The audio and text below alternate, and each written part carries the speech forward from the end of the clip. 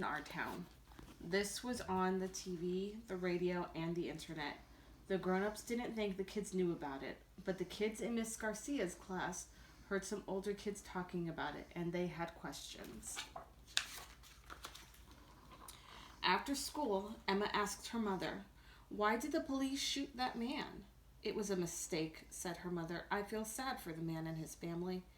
"Yes, the police thought he had a gun," said her father. "It wasn't a mistake," said her sister Liz. "The cops shot him because he was black."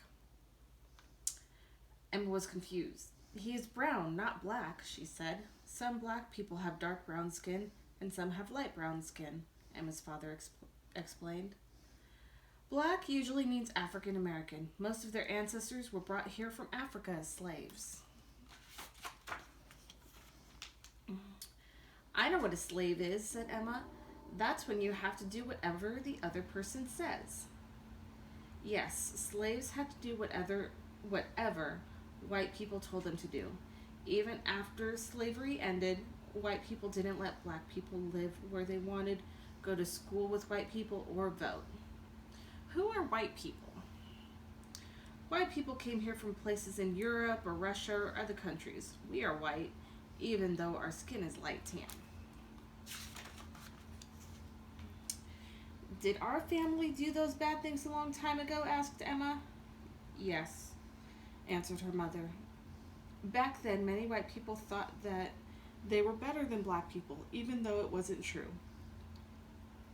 Liz added, "Some white people still think most black men and boys are dangerous, even though they're not." "Was the man that got shot dangerous?" asked Emma. "No," her mother said. "Shooting him was a mistake." "It was a mistake that is part of a pattern." "Like the pattern on my blanket?" Emma asked. "Yes, but this pattern is being nice to white people and mean to black people. It's an unfair pattern." "Suppose you had a birthday party and invited everyone in your class except the black kids," her mother said. "How would the black kids feel?" "They would be sad," Emma said, "or mad." "And you would be missing out because you never know who's going to be your best friend," said Liz. "And you can help others to be fair," said her mother. "Like telling Anna to stop teasing Ling about her name?" asked Emma. Her mother gave her a hug. "Yes, just like that." In another house, Josh asked his mother, "Can police go to jail?" "Yes," said his mother. "Why do you ask?" "That white policeman who shot the black man," said Josh. "Will he go to jail?" "What he did was wrong," said his mother. "But he won't go to jail," said his father. "Why not?" asked Josh. "Cops stick up for each other," said Josh's brother Malcolm, "and they don't like black men." Josh was confused. "Why not? Some police are black." "You're right," said his mother. "Uncle James is a police officer, and so is my friend Kenya." "There are many cops, black and white, who make good choices," said his father, "but we can't always count on them to do what's right." Malcolm added, "I could get stopped by the police just because I'm black, even though I didn't do anything wrong."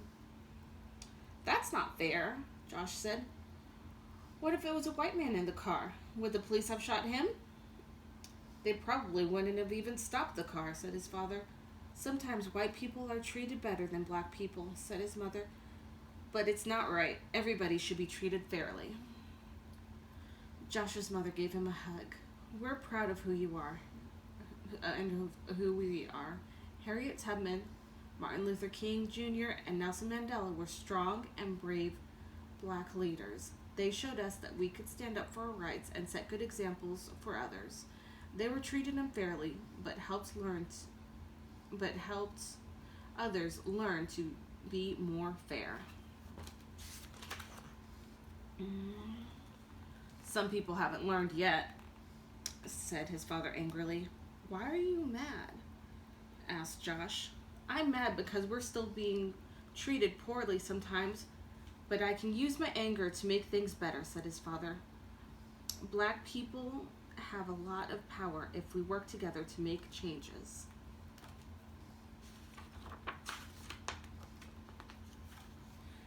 I have power, Josh said, and I'm smart.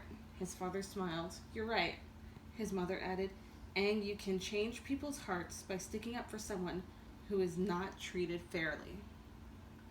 Like how Malcolm sticks up for me when kids tease me about my glasses? Josh asked. He tells them to step off. Just like that, his parents said. The next day, a new kid joined Emma and Josh's class. His name was Omad, and he was from a country far away. Omad didn't know where to sit or what to do because it was his first day in school. He talked a little bit, but it was hard to understand him. He said he was learning English.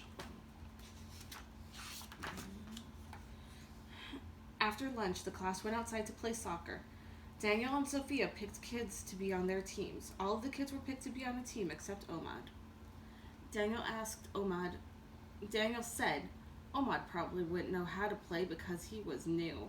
Sophia said Omad might not be good at soccer. Josh remembered what his mother said about sticking up for people who were treated unfairly. Emma remembered what her mother said about unfair patterns and birthday parties. All of a sudden, Omad wasn't alone. Emma and Josh were leading him to their team. We have enough kids on our team, Daniel said. We don't need him. But Josh was ready. Step off, he said. He's playing. Yeah, said Emma. We don't want him to miss out.